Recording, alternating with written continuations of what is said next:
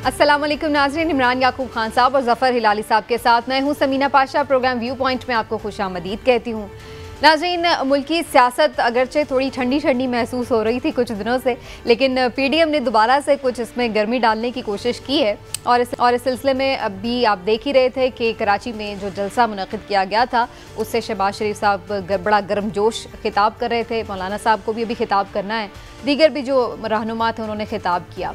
बहरहाल शहबाज शरीफ साहब ना सिर्फ ये कि आज पीडीएम के जलसे में शरीक हुए हैं, बल्कि वो कराची तो पहले ही से मौजूद थे, मुख्तलिफ मुलाकातें भी उन्होंने की हैं और इसके साथ साथ आज तो वो कराची के मसाइल पर आबदीदा भी हो गए। बहुत ही परेशान नज़र आए एक इजलास में, क्या एक मीटिंग में क्या उन्होंने कहा, कैसे उनका दर्द छलक रहा था। तो बहुत दुखी हैं वो कि कराची के हालात ऐसे क्यों हैं, ओवरऑल सिंध में भी सिचुएशन ऐसी क्यों है।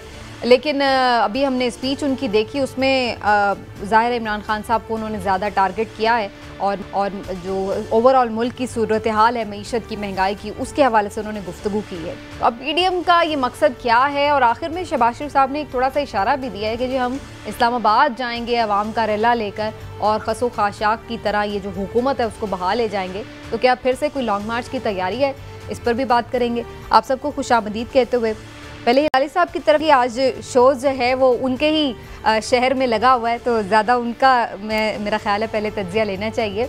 हिलाली साहब, आपका तो आज गिला शिकवा दूर हो गया होगा शहबाज शरीफ साहब से, इतना वो आपके लिए फ़ील कर रहे हैं और आपके मसले पर तो आप दीदा तक हो गए। देखिए क्या बड़ी बात है, ये शोबाज ने तो बड़ा ड्रामा आज किया है ना। रो रहा था कराची के कंडीशन पे। माय गॉड, मैं वो पता नहीं क्यों लाहौर के कंडीशन में क्यों नहीं रो रहा है, मॉडल टाउन का खास तौर। अभी तक जो उसके कहने पे इतने लोग मारे गए थे, खास तौर बेचारे औरतें, उनका अभी तक कुछ नहीं हुआ है और इसके हुक्म पे वो मारे गए थे। वो था मौका रोने के लिए और लोगों से माफ़ी मांगने के लिए, मगर इधर आके कराची के कंडीशन पे रो रहा है, पता नहीं क्यों, आई डोंट नो व्हाई। और एक चीज़ और मैं बता दूं, वो जो लोग हैं, वो जो इंटीरियर सिंध से बुलाए गए हैं, तालिब्स, ये वो तो मुस्लिम लीग का तो झंडा था ही नहीं उधर। भाई मेरे सामने एक आदमी इधर है जो मैं वो गवाह दे सकता है कि ये नोबडी, मुस्लिम लीग तो बस यही थे मुस्लिम लीग के, मेरे ख्याल में और तो कोई नहीं था जो स्टेज पर थे। तो ये हाँ, और ये देखिए, ये क्या आपको बताएं, अफसोस से कहना पड़ता है कि लेकिन हिलाली साहब वैसे जिसके भी थे, लेकिन हाँ, क्राउड तो काफी है, वैसे अच्छा क्राउड नजर आया। पीपल्स पार्टी के बगैर भी अच्छा शो लगाया इन्होंने। तो अगर मेरे पास 23 रेस्टोरेंट्स हैं और मैं सबके कुक्स को कहूँ आओ मेरे घर को, आओ लाइन पे आओ, और एक हेड कुक आ रहा है उसे मिलो, तो वो बड़े इंप्रेस होंगे कि भाई 23 कुक्स कहने के 1 मिनट में आ जाते हैं मेरे समनिंग पे। ये सब उनके मदरसे स्टूडेंट्स है, तालिब है Sameena. How can you be impressed with this, मुझे समझ नहीं आ रही है। अगर आप एक स्कूल चलाते हैं, मेरे पास भी एक स्कूल था 600 लोगों का, यमन में 600 लोग आ जाते थे। जब बेनज़ीर भुट्टो आई, सब वो आ गए थे, वो पाकिस्तानी परचम हिला रहे थे। मुझे कहने लगी देखिए ये यमनी बच्चे कितने खुश होते हैं हमें देखने। मैंने कहा हाँ, वो एक्चुअली खुश तो होते हैं, मगर वो हमारे पाकिस्तान एम्बेसी स्कूल के स्टूडेंट्स हैं। तो ये मेरे ख्याल में कोई ऐसी बात नहीं है। शहबाज शरीफ से भी इम्प्रेस नहीं हुए, क्राउड से भी। मैं अभी दोबारा आती हूँ हिलाली साहब आपकी तरफ ज़रा, लेकिन इमरान साहब मुझे इम्प्रेस लग रहे हैं। मैं ज़रा पूछ लूँ कि वो क्यों इम्प्रेस है। इमरान साहब, जलसा तो अच्छा, और आप कल कह भी रहे थे कि क्राउड तो अच्छा होगा, लेकिन क्राउड किस किस्म का है ये भी मैटर करता है क्या? बिस्मिल्लाहिर्रहमानिर्रहीम। देखिए, सबसे पहली बात तो ये है कि ये क्राउड मैंने कल भी कहा था और आज आप देख लें, असल में अब ये आगे से ये तलाश करना कि जी क्राउड किस पार्टी का था, कौन था, किसका झंडा था, किसका नहीं था, ये मैटर नहीं करता। असल चीज़ ये मैटर करती है कि उन्होंने एक आज अच्छा शो कर लिया, अच्छा शो लगा लिया। वहाँ पे एक देखे अच्छी तादाद में लोग आ गए, तो ये और पीपल्स पार्टी के बगैर, लिहाजा उन्होंने बता दिया कि हम पीपल्स पार्टी के बगैर भी कर सकते हैं। दूसरी बात यह कि आज मैं समझता हूँ कि मियाँ शहबाज शरीफ ने बड़ी अच्छी स्ट्रेटजी रखी। अच्छा? उसकी बुनियादी वजह यह है कि आपको याद होगा कि पिछले इलेक्शन में भी 2018 के इलेक्शन में वो कितने कम मार्जिन के साथ कराची से सीट आ रहे थे। वो कराची में अगर आप देखें तो पिछले उसी इलेक्शंस में जो MMA थी और जो दीनी जमातों का इत्तेहाद था, उन्होंने 6 लाख से ज़्यादा वोट लिए थे और मुस्लिम लीग नून ने 2,40,000 के करीब वोट लिए थे। तो देखिए आखिर उनको कोई तो वहाँ पसंद करता है, तो उन्हें 8.5 लाख के करीब वोट मिल गए थे ना, उनके वोटर ने वोट डाला। तो ये नहीं आप कह सकते कि उनको कोई जानता ही नहीं वहाँ पे। फिर ये कि उन्होंने जो ये कराची के हवाले से बात की, तो मैं ज़ाती तौर पे समझता हूँ कि शहबाज साहब ने आज अच्छा जेस्चर दिया और उन्होंने कराची के हवाले से जो बातें की, हमें समझना चाहिए कि अच्छी बात है, कराची का कोई भी ख्याल करे। तीसरी जो सबसे अहम बात सियासी तौर पे देखिए, उन्होंने आज अपनी तकरीर में इमरान खान साहब को निशाना बनाया, वज़ीर आज़म इमरान खान साहब को।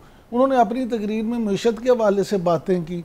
उन्होंने कराची के हवाले से ये कहा कि जी मोटरवे अगरचे हमने बना ली थी 2012 में लाहौर में, लेकिन असल पहला हक कराची का था, यहाँ बननी चाहिए थी। और उसके अलावा उन्होंने कहा मेट्रो बस, और उन्होंने कहा कि ये सबसे अहम बात ये उन्होंने की कि जनाब यहाँ पे आप देखें कि कराची में हालात क्या हैं, जो मेन फाइनेंशियल हब है जिसमें पाकिस्तान का 68% के करीब रेवेन्यू इकट्ठा होता है, वहाँ पे किसी हुकूमत ने तवज्जो नहीं दी। नहीं, बातें तो उन्होंने सारी अच्छी की और सही भी, लेकिन जो इसकी जिम्मेदार थी उसको तो टारगेट नहीं किया ना। जिम्मेदारों का अब ये देखें ना, मामला ये है, टारगेट इसलिए नहीं किया कि देखिए हुकूमत को वो टारगेट कर रहे थे। अब हिलाली साहब अभी फरमा रहे थे कि जी मॉडल टाउन पे वो क्यों नहीं रोते, तो मैं समझता हूँ कि मॉडल टाउन का हिलाली साहब तो जिम्मेदारी शहबाज शरीफ को, उनकी हुकूमत को समझते हैं, तो रोना तो अब इमरान खान साहब की तहरीक इंसाफ की हुकूमत पे चाहिए, जिन्हें 3 साल हो गए और वो मॉडल टाउन के जिम्मेदारों को सजा नहीं दे सके, नंबर 1। नंबर 2, उनके सियासी कज़न डॉक्टर ताहिरुल कादरी इस वजह से उनसे नाराज़ हो गए, उनसे अलग हो गए कि मॉडल टाउन के सानहे में इन्वॉल्व अफसरों को इस हुकूमत में, इमरान खान साहब की हुकूमत में पोस्टिंग्स दी गई, जो पहले उनका तय था कि वो नहीं होंगी। तो ये बातें आप देखिए। और सबसे अहम बात मैं समझता हूँ शहबाज साहब के, ये शहबाज शरीफ के उसमें ये थी कि जो उन्होंने एक ये भी इंदिया दे दिया कि हम एक तो लॉन्ग मार्च करेंगे। उस पर मैं आती हूँ ना, बारी बारी चलते हैं जरा। लेकिन जो आपने बातें की हिलाली साहब, ये कैसी अच्छी तनकीद थी कि जो 12 साल से पार्टी वहाँ पर बरसर इक़्तिदार है, 13 साल से, उसका तो नाम तक नहीं लिया और सारा कसूर डाल दिया PTI की। तो आप इस बात को समझते हैं कि अब PTI को वहाँ पर डिलीवर करना चाहिए था और सही फिर तनकीद है उनकी? बिल्कुल PTI को इस मामले में बिल्कुल मॉडल टाउन का बिल्कुल करना था और इट इज़ अ फेलिंग कि उन्होंने नहीं किया। मगर हमारा जो लीगल सिस्टम है उसको 128 नंबर है इस दुनिया में, और मैं बता रहा हूं आपको वो 128 नंबर 15-20 नंबर तो इसीलिए हुए हैं कि जब ये 16 लोग मारे गए इंक्लूडिंग प्रेग्नेंट वुमेन, और जब सब कह रहे थे एक इंक्वायरी होनी चाहिए और चीफ मिनिस्टर साहब शहर में इधर उधर घूर रहे थे और कह रहे थे कि मुझे पता नहीं है, जब ये सब बातें लीक हुआ, उस ऑर्गेनाइजेशन को जो लिस्ट करती है आप लोगों को और रैंकिंग देती है, मैं आपको बता नहीं सकता कितना बुरा इंपैक्ट हुआ। तो हां, कसूर था शहबाज शरीफ का, मगर इमरान खान साहब ने ये 3 साल में ये क्यों नहीं किया? अब वो कहेंगे कि कोर्ट प्रोसीजर्स को वो एक्सपेडाइट नहीं कर सकते। लेकिन मेरा सवाल ये था, हाँ ठीक है, आपकी बात सही है, इस पे सब यही डिमांड करते हैं कि वहाँ के जो इंक्वायरी भी होनी चाहिए थी, आगे केस बढ़ना चाहिए था। लेकिन हिलाल साहब, मेरा सवाल ये था कि शहबाज शरीफ साहब कराची के मसाइल का रोना रो रहे थे, तो फिर जो कराची में इतने सालों से बरसर इक़्तिदार जमात पीपल्स पार्टी है, उस पर तनकीद के बजाय वो गवर्नमेंट पे यानी मौजूदा जो वफाकी हुकूमत इमरान खान साहब पे तनकीद कर रहे थे। ये बात समझ में नहीं आई कि अगर कराची की बात आप कर रहे हैं, वहाँ पे नहीं है चीज़ें, तो फिर वहाँ जो गवर्नमेंट थी उसको तनकीद का निशाना बनाना चाहिए था। तो यही तो बात है ना समीना, तुमने कितना यू हैव बहुत ही अच्छी तरीके से आपने आइडेंटिफाई किया है कि जब इंटेलेक्चुअल डिसऑनेस्टी कहते हैं ना, झूठ, इंटेलेक्चुअल झूठ, वो ये किस्म के झूठ हैं। इसलिए शहबाज शरीफ की क्रेडिबिलिटी पे कुछ अब रही नहीं है। भाई, सबसे करप्ट गवर्नमेंट पाकिस्तान के हिस्ट्री में 13 साल से कराची में बैठी हुई है। अगले जब हम बल्दिया की बातें करेंगे मैं आपको एग्जाम्पल्स दूंगा उनकी करप्शन पे और क्या क्या नहीं हुआ है, मगर उसका एक जिक्र भी नहीं है, एक पासिंग रेफरेंस भी नहीं है। क्यों? मैं समझता हूं ये कुछ बातचीत चल रही है कि इनको वापस लिया है पीडीएम। अच्छा, और क्या हो सकता है? ये पॉइंट मैं उठाना चाह रही थी कि ये रास्ता छोड़ा जा रहा है। मुझे ऐसे लग रहा है इमरान साहब जानबूझ के रास्ता बिल्कुल छोड़ा जा रहा है। हाँ। इसलिए छोड़ा जा रहा है कि पाकिस्तानी सियासत है इतनी गंदी हो चुकी है। उसकी बुनियादी वजह आप देखें कि इस इमरान खान साहब क्या कहते थे शेख रशीद साहब के बारे में कि उनसे तो मैं हाथ मिलाना भी पसंद ना करूं। चौधरी परवेज लाई को वो पाकिस्तान का सबसे बड़ा डाकू करार देते थे। आसिफ अली जरदारी, चौधरी परवेज लाई के बारे में बेनज़ीर भुट्टो ने क्या लिखा था कि अगर मेरी मौत का जिम्मेदार हुआ तो उसमें भी उनका नाम था। लेकिन बाद में क्या हुआ, उनके साथ वो डिप्टी प्राइम मिनिस्टर थे, इमरान खान साहब ने उनको स्पीकर बनाया।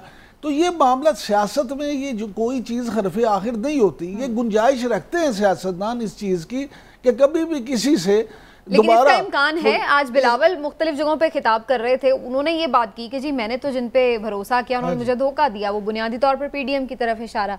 तो अब एक तरफ वो भी तनकीद कर रहे हैं, इन्होंने भी कल ये बात की कि जी छुरा घोंपा, तो फिर दूसरी तरफ ये रास्ता भी छोड़ रहे हैं बीच में कि अगर पीपल्स पार्टी को वापस खींच सकें, इम्कान है। बिलावल और पीपल्स पार्टी अगले इंतखाबात में अपना ज़्यादा से ज़्यादा शेयर लेना चाहते हैं और उनकी होम ग्राउंड सिंध है। वो सिंध में ऐसी बातें इसीलिए करते हैं कि वो अपने वोटर को अच्छी तरह से मोबिलाइज कर सकें। यहाँ पे फिर मैं ये कहूँगा अलमिया ये है कि पाकिस्तानी सियासतदान अपने फ़ायदे के लिए ज़्यादा सियासत करते हैं, ना कि अवाम के फ़ायदे के लिए। उसमें तमाम सियासी जमातों के लीडर और तमाम समाजी गुंजाइश भी छोड़ते हैं ताकि मौके की मुनासबत से कर लें। लेकिन अब ये इंपॉर्टेंट बात है, लाली साहब जो आखिर में शहबाज शरीफ साहब ने इंदिया दिया कि जी हम इकट्ठे होकर चलते हैं इस्लामाबाद, जाके इस हुकूमत को खसो खाशाक की तरह बहा ले जाएंगे, तो ये क्या लॉन्ग मार्च अभी भी एक ऑप्शन हो सकता है ऑपोजिशन के लिए? नहीं, बिल्कुल नहीं, सवाल ही नहीं। देखिए ये पीडीएम अब तो 1.5 पार्टी रह गए हैं ना पीडीएम के, इसलिए कि एक जेन्युइन पार्टी है मौलाना की और आधी पार्टी तो नून की तो मेरे ख्याल में पीडीएम में नहीं है, वो एग्री नहीं करती है पीडीएम की स्ट्रेटजी से। तो 1.5 पार्टीज के साथ आप किधर? और देखिए बेचारा शेर पाओ, अब शेर पाओ के सिर्फ फैमिली उसके लिए वोट करती है और कौन वोट करेगा शेर पाओ के लिए? Please tell me. तो लॉन्ग मार्च नहीं, आई थिंक कि ये सब इट्स अ जोक। और ये हिलाल साहब आपने आधी पार्टी का जिक्र किया है पीएमएल-एन की, तो क्या मरियम अब टोटली बाय बाय कह चुकी हैं पीडीएम को? आज तो वो खिताब भी नहीं उन्होंने किया, कोई वीडियो लिंक से भी नहीं किया। वैसे तो अब कोरोना से भी रिकवर हो चुकी हैं तो आज जा भी सकती थी। तो क्या ये तय है कि जहां पे चर्चा है वहां पे भतीजी नहीं है? नहीं, वहां बिल्कुल वो बड़ी नाराज है समीना, डोंट अंडर एस्टिमेट वो कितनी नाराज है। वो कह रही है कि हमारा पूरा स्ट्रेटजी ऑफ कॉन्फ्रंटेशन, मजाक, फायरवर्क्स, जबरदस्त तकरीरें, ये वो गाली गलोच, कुछ नहीं हो रहा है। अब ये जो तकरीर किया था शहबाज शरीफ ने, ये तो ऑलमोस्ट एक स्टेट्समैन लाइक तकरीर था। तो मैं ये समझता हूं कि मुफाहमत की जो पॉलिसी है वो उस बेचारी को पता ही नहीं चलता है मुफाहमत का मतलब क्या है। वो सिर्फ और सिर्फ लड़ सकती है और ये साहब जो हैं वो oblige नहीं कर रहे हैं। अब वो सोच रही है कि भाई ये कब तक ऐसे चलेगा। She is not fit for consensual politics. ठीक हो गया। इमरान साहब, लॉन्ग मार्च ऑप्शन है अभी भी क्या? देखिए शहबाज शरीफ साहब ने 2 इंदिए दिए हैं। एक उन्होंने कहा है कि इंतखाबी इत्तेहाद भी बन सकता है, जो मैं कल भी जिस तरह मैंने कहा था कि पीडीएम इंतखाबी इत्तेहाद की शक्ल इख्तियार कर लेगा। दूसरा उन्होंने जो लॉन्ग मार्च का कहा है, तो जनाब अगले दिनों में जो महंगाई का एक नया तूफ़ान आने वाला है और सर्दियों में जब आपको मज़ीद बिजली महंगी मिलेगी, आटे का चीनी का नया बहरान आने वाला है, ये चीज़ें हैं, तो उसमें फिर वो क्या करेंगे? वो महंगाई को बेस बना के लॉन्ग मार्च कर सकते हैं। और दूसरी बात यह है कि लाली साहब जो फरमा रहे थे, आपको याद होगा लाली साहब जब मौलाना फजलुर रहमान ने अकेले भी किया था तो उन्होंने अच्छे खासे लोगों को इकट्ठा कर लिया था और अच्छी खासी टेंशन भी हो गई। हाँ जी। अब बात यह है कि ये भी मिलके कर सकते हैं। मरियम नवाज जो हैं वो एक ऐसी पिस्तौल है जिसको मियाँ शहबाज शरीफ किसी वक्त भी इस्तेमाल कर सकते हैं। मुस्लिम लीग नून की जो पॉलिसी है, मैंने आपसे अर्ज़ किया था कल भी, मियाँ शहबाज शरीफ बड़ी समझदारी से अपनी जमात की पॉलिसी कर रहे हैं। और मिफ्ता इस्माइल, जैसे मैंने कल आपसे कहा था कि हिलाली साहब की जो राय थी गुडी लग रहा था, मैंने आपसे कहा था, बताया था आपको कि असल दूसरी बात थी। अब मामला ये है कि इस वक्त मैं समझता हूँ कि अगर महंगाई को बुनियाद बनाकर इन्होंने कोई ऐसा लॉन्ग मार्च का किया करेंगे तो, कर सकते हैं, तो हो सकता है पीपल्स पार्टी भी इस एक एजेंडे में, उस एहतजाज में अगर पीपल्स पार्टी को अपना फायदा नजर आया तो वो शामिल हो सकती है। ये सारा कुछ डिपेंड करता है कि किस पार्टी को क्या इशारा भी मिलता है। चलती गाड़ी में पीपल्स पार्टी भी सवार हो सकती है अगर वो इस्लामाबाद की तरफ लॉन्ग मार्च लेके जा रही हो, अपने फायदे के लिए।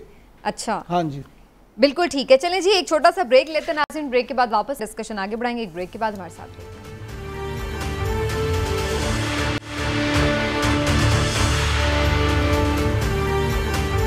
वेलकम बैक नाज़रीन। बात करते हैं कुछ अफगानिस्तान में सूरत हाल के हवाले से, जिससे जाहिर है कि पाकिस्तान का अमन भी जुड़ा हुआ है। आज अफसोसनाक खबर आई है जनाब, अफगानिस्तान की जानिब से, अफगानिस्तान के बॉर्डर एरिया से पाकिस्तानी चेक पोस्ट पर हमला हुआ है और उसके नतीजे में हमारे फौजी जवान जो हैं वो शहीद भी हुए हैं और इसके साथ साथ जवाबी कार्रवाई में वहाँ पर कुछ दहशतगर्दों के मारे जाने की भी इत्तला है। इसके अलावा 6 के करीब बताए जा रहे हैं कि दहशतगर्द जख्मी भी हुए हैं जिन्होंने अटैक किया था। लेकिन अब सवाल वही पैदा होता है कि ये वही खदशात हैं जिसकी तरफ पाकिस्तान इशारा कर रहा था कि अगर वहाँ पर कोई सिचुएशन लॉ एंड ऑर्डर की बनती है, आउट ऑफ कंट्रोल होती हैं चीज़ें, तो फिर उसका असर पाकिस्तान में नज़र आएगा। क्या अफगान सरजमीन अब भी पाकिस्तान के खिलाफ इस्तेमाल हो सकती है और अफगान तालिबान इस हवाले से क्या किरदार अदा कर सकते हैं, इस पर बात करना बड़ा ज़रूरी है। इसके साथ साथ हमने ये भी देखा कि गुज़श्ता 24 घंटों में एक अहम डेवलपमेंट ये भी हुई कि अफगानिस्तान के सूबे नंगरहार में अमेरिका ने एक ड्रोन हमला किया और बताया ये जा रहा है कि जो काबुल एयरपोर्ट पर धमाका हुआ था पिछले दिनों, उसका जो मास्टरमाइंड था उसको हलाक किया गया, ये उनका दावा है। इसके साथ साथ मजीद भी वो कार्रवाइयाँ इंटेलिजेंस की कर रहे हैं और हमने आज भी एक धमाके की इत्तला सुनी। तो इस तरह की चीज़ें जो हैं वो हो रही हैं और इसके साथ साथ सिक्योरिटी खदशात भी जन्म ले रहे हैं। मामलात किस तरफ जा रहे हैं अफगानिस्तान के, इसके हवाले से गुफ्तगू करेंगे। पहले इमरान साहब आपकी तरफ आते हुए, ये जो अफसोसनाक सूरत हाल पेश आई है कि पाकिस्तानी फ़ौजी जवानों की शहादत हुई है, इमरान साहब ये वही खदशा है जो हम कह रहे थे कि टीटीपी के लोगों को आपने एकदम से खोल दिया, छोड़ दिया और उसके बाद अब अफगानिस्तान के ज़बीहुल्लाह मुजाहिद भी ये कहते हुए नज़र आए कि टीटीपी जो है वो पाकिस्तान का मसला है। इस बात को आप कैसे ले रहे हैं? क्या अफगान तालिबान इस सिलसिले में कोई चेक नहीं रखेगा? देखिए सबीना, अफ़गान तालिबान जो हैं उनके लिए सबसे अहम मसला ही अमन व अमान का। अब देखिए वो वक्त जैसे जैसे दिन गुजर रहे हैं उनकी सूरत हाल चेंज होती जा रही है। सूरत हाल किस हवाले से कि अब उन पर ज़िम्मेदारियाँ बढ़ती जा रही हैं। अगरचे इस वक्त ये मामला, उस वक्त जब तक फ़ौजी इनखलाब मुकम्मल नहीं हो जाता उनको पूरी तरह से ज़िम्मेदार करार नहीं दिया जा सकता, लेकिन अब अमेरिका भी चाहता है कि जल्दी से जल्दी इनखला हो जाए। बरतानवी फ़ौज का तो इनखला हो भी चुका है मुकम्मल, अमेरिका का भी आखिरी मराहिल में दाखिल, आखिरी मराहिल में। लेकिन अब देखें उसके बाद होगा क्या। उसके बाद दो चीज़ें, एक तो तालिबान का कंट्रोल मुकम्मल तौर पे हो जाएगा, उसके साथ साथ उसकी जिम्मेदारी भी मुकम्मल तौर पे उन पे पड़ जाएगी। अब वो उसको किस अंदाज में लेके चलते हैं। देखें पाकिस्तान के आज भी जो 2 हमारे जवान शहीद हुए हैं, तो ये एक मामला ऐसा नहीं है कि वहाँ से वो खुली कार्रवाइयाँ करता रहे और पाकिस्तान भी खामोश तमाशाई बन के बैठा रहे। पाकिस्तान को इस हवाले से अफ़गानिस्तान को, अफ़गान तालिबान को टीटीपी के हवाले से भी कोई प्रॉपर फैसला करना पड़ेगा।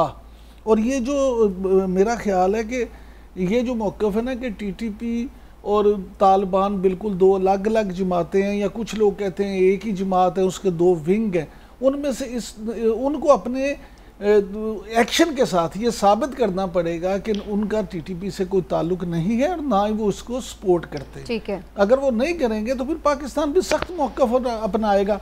और उसके अलावा अगर इस तरह की सरजमीन उनकी इस्तेमाल हुई तो सिर्फ पाकिस्तान ही नहीं, पूरी दुनिया जो है उनको इस हवाले से शकूक पैदा। बिल्कुल ठीक है, मैं हिलाली साहब का भी कमेंट इस पे जरूर लूंगी। हिलाली साहब, क्या वाकई अफ़गान तालिबान और अफ़गान जो टीटीपी है यानी तहरीक तालिबान पाकिस्तान, ये बिल्कुल 2 मुख्तलिफ तंजीमें हैं और इनको हम कोई कह नहीं सकते कि इनका आपस में लिंक है? और ये जो हालिया कार्रवाई हुई है इसके पीछे कौन हो सकता है? पहली बात तो ये है, दो अलग तंजीम नहीं है, मैं समझता हूँ दे जॉइंड एट द हिप। दूसरी बात मैं आपको कहना चाहता हूँ कि मैं हैरान हूँ कि इनका क्या रिएक्शन था अफगान तालिबान का। अफगान तालिबान अगर हमारे साथ दोस्ती करना चाहते हैं और अगर अपना वादा जो उन्होंने दुनिया को कहा है कि हम अपनी ज़मीन को इस्तेमाल नहीं करने देंगे, ना पाकिस्तान के खिलाफ ना कोई नेबरिंग कंट्री के खिलाफ, तो पहली चीज़ उनको कहना था कि हम बड़े अफसोस से हमें कहना पड़ता है कि आपका एक बंदा शहीद हुआ है और हम उस पर वी आर वेरी अनहैप्पी, और हम हर तरीके से इंक्वायरी करेंगे और हर तरीके से पकड़ने की कोशिश करेंगे और हम आपके साथ इसमें राब्ते में रहेंगे। क्या कहा उन्होंने? उन्होंने कहा ये हमारा खेल नहीं है, टीटीपी और पाकिस्तान खुद बात करें एक एक के साथ। अच्छा? ये तो सर पहले वो कह चुके थे, वैसे ये अटैक बाद में हुआ है, उन्होंने ये बात पहले कह दी हुई थी, ये अटैक तो अभी रिसेंटली हुआ है। नहीं, ये अभी कहा है उन्होंने, 1.5 दिन हुआ है, 1 दिन हुआ है। आज सुबह कहा है कि टीटीपी और पाकिस्तान का एक मसला है जी। और पाकिस्तान और टीटीपी इसको सॉल्व करना चाहिए। उससे पहले उन्होंने वादा किया था कि ऐसे मसले हम नहीं होने देंगे, कमीशन भी बनाया था, हमारी जिम्मेवारी है। तो ये क्यों कह रहे हैं अब? तो इसके माने यू गॉन बैक। अब दूसरी बात ये है कि क्यों नहीं कहते हैं, हम उनसे कहना चाहिए कि भाई तुम लोगों से नहीं हो सकता, इसलिए कि तुम लोग अभी आए हो, तुम कुछ कर नहीं सकते। हमारे 1, 2, 3 पता नहीं कितने लोग मारे गए जब से तुम इंचार्ज हो अफगानिस्तान से। तो हम चाहते हैं तुम्हारी इजाजत से हम क्रॉस करेंगे बॉर्डर और इनको पकड़ेंगे, और अगर तुम चाहते हो कि हम इनको खत्म करें और तुम नहीं कर सकते तो हमें इजाजत दो, हम आके करना चाहते हैं, वो भी नहीं दे रहे। तो देखिए व्हाट इज दिस, ये लिटमस टेस्ट है। हम जानना चाहते हैं कि हमारी सिक्योरिटी अगर उधर से जेपरडाइज हो रही है तो फिर फर्क क्या है भाई? ठीक, इंडियन हो ये हो, फर्क क्या है? दोनों कोई परवाह नहीं है। बिल्कुल, जैसे अमेरिका अपने टारगेट्स ढूंढ रहा है, हम भी अपनी टारगेट ढूंढ सकते हैं या नहीं? जनरल रिटायर्ड खालिद नईम लोधी साहब हमारे साथ इस वक्त मौजूद हैं, जानने की कोशिश करते हैं उनकी एक्सपर्ट ओपिनियन इस पर क्या है। जनरल साहब बहुत शुक्रिया आपके वक्त का, आज फिर आपने हमारे लिए वक्त निकाला। वालेकुम अस्सलाम और बहुत खुशामदीद। जनरल साहब सबसे पहले तो आज जो ये वाक़या अफसोसनाक पेश आया उसके हवाले से चूँकि हम बात शुरू की है तो मैं आपका भी ज़रूर कमेंट लिस्ट पे लेना चाहूँगी कि पाकिस्तानी चौकी पर ये हमला हुआ है, 2 जवान हमारे शहीद हुए हैं, तो कैसे पाकिस्तान टैकल करे? क्या पाकिस्तान को अफगान तालिबान से इस सिलसिले में बात करनी चाहिए या कैसे इस चीज़ को हम सिक्योर करें अपने बॉर्डर को? जी बहुत शुक्रिया। देखिए पहली बात तो ये है कि मेरा ख्याल है वो हिलाली साहब की मैं बहुत इज्जत करता हूँ। इतनी जल्दी अफगान तालिबान के ऊपर हमें नहीं झपटना चाहिए। अभी तो उन्होंने हुकूमत का ऐलान भी नहीं किया है और ये कहना भी दुरुस्त नहीं है कि उनका मुकम्मल कंट्रोल हो गया है अफगानिस्तान के कोने कोने के ऊपर। आखिर कुछ इलाकों में कुछ लोग अभी होंगे, इनको आप 5-6 महीने दें, ये इन लोगों का सफाया करेंगे। उन्होंने जो बात कही है कि हम अपने ज़मीन को इस्तेमाल नहीं होने देंगे, ये एक अलग बात है। और जो दूसरी बात कही है कि ये पाकिस्तान इनको टैकल करे, ये एक अलग बात है, जिसका ये मतलब है कि उनको हम कोई ऐसा काम नहीं करने देंगे अपनी हुकूमत से, लेकिन आपके हवाले नहीं करेंगे। अगर आपने कोई उनके साथ बातचीत करनी है, उनको माफ़ करना है या कुछ करना है तो ये करना है। तो मेरा ख्याल है कि अभी तक तजाद नहीं है उनकी बात में, उनके कॉल और फेल में। We must wait, give them some time. कम से कम 2-4 दिन के बाद जब हुकूमत का ऐलान करते हैं, उसके बाद वो हर सूबे में अपना अमल दखल का कायम करते हैं। जब वो मुकम्मल तौर पे एक हुकूमत बन जाती है उस वक्त फिर हमारा हक बनेगा। कि तो मेरा अपना ख्याल ये है कि जल्दबाजी नहीं करनी चाहिए। सही है। जी, और फिर दूसरा हम सही। और जनरल साहब फिर हमें ये भी देखना है कि अभी अमेरिका जी कर लीजिए आप हिलाल साहब। जी जनरल साहब आप, मैं बिल्कुल मानता हूँ बहुत जल्दी है, थोड़ा सा ठहरना चाहिए, चलिए। मगर मैं आपसे एक चीज़ पूछना चाहता हूँ, जिस तरीके से ये अनाउंस करते हैं कि ऐसी चीज़ हुई है, क्या आपके ख्याल में अगर ये कहते हैं कि अफसोस होना चाहिए, अफसोस नहीं होना चाहिए? Should not they express their regret? Should not they से कि वी आर वेरी अनहैप्पी? और आई मीन कोई अश्योरेंस दे पाकिस्तान को कि भाई हम ये लुक इनटू करेंगे इस आदमी का। 2 लोग शहीद हुए हैं भाई, और हम वो हमारे बॉर्डर पे बैठे हुए थे। ये आप ठीक कह रहे थे। जरा आप थोड़ा सा उनकी जो इस वक्त की सिचुएशन है उस पर आपकी तो नज़र में है, मैं आपको क्या बताऊं। कि जो कुछ अभी काबुल में हो रहा है, जिस तरीके से अमेरिकी फौजें निकलने वाली हैं और वो अभी अपनी हुकूमत बनानी है, जिन चीज़ों में वो गुमे हुए हैं, खुबे हुए हैं, तो मेरा ख्याल for some time we can forgive them for not giving this statement, but later on I agree with you कि बाद में उनको ऐसा स्टेटमेंट देना पड़ेगा, देना होगा।